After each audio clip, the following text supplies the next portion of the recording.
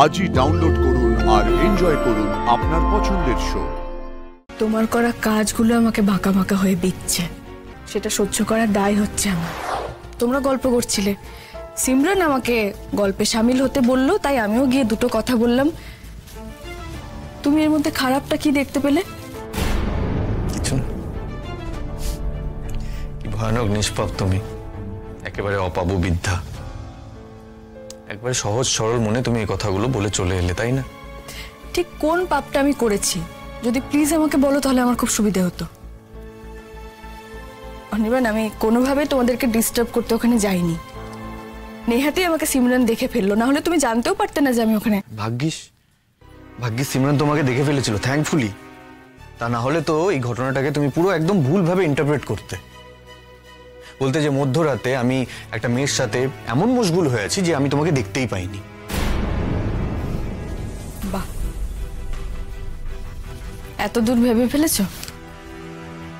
আমি কিন্তু এতটাও ভাবিনি। আমার সম্পর্কে তোমার কি ধারণা শুনে খুব ভালো লাগলো। শোনো, আমি তোমাকে খুব ভালো করে চিনি রাই। তুমি ওখানে দাঁড়িয়ে দাঁড়িয়ে কি ভাবছিলে সেটা তোমার চোখ মুখ দেখে আমি বুঝতে পেরেছি। ছি ছি ছি। আর এটা না আমার তোমার সম্পর্কে কোনো ধারণা নয়, এতকাল তোমার সাথে থাকার অভিজ্ঞতা আমার। তাই তোমার মনের মধ্যে এখনো আমাকে নিয়ে সন্দেহ আছে? ভাই, এনি চান্স অনির্বাণ তুমি কি কোনো গিল্ট ফিলিংসে ভুগছো, তাই এত কথা আমাকে বলতে এলে?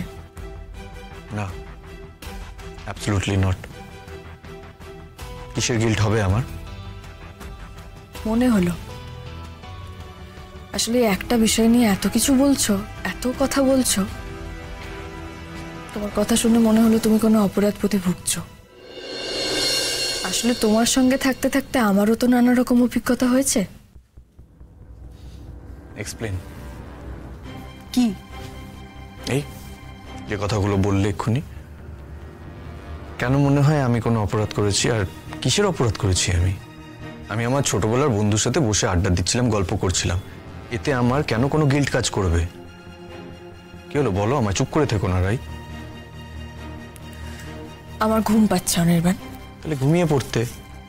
শুধু শুধু আমার পেছনে এই গোয়েন্দাগিরি করার কোনো মানে ছিল না। কেন করলে এটা? ভুল হয়ে গেছে আমার।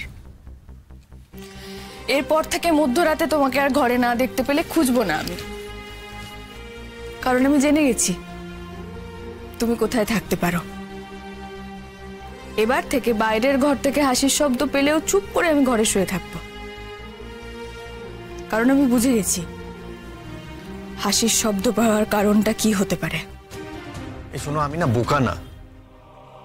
তুমি কোন দিকে ইঙ্গিত করতে চাইছো, কি বলতে চাইছো, আমি খুব ভালো করে বুঝতে পারছি। আর এটাও বলছি, যেদিকে ইঙ্গিত করতে চাইছো, যে কথাগুলো বলতে চাইছো, তুমি কিন্তু অ্যাকচুয়ালি তোমার লিমিটটা ক্রস করছো রাই।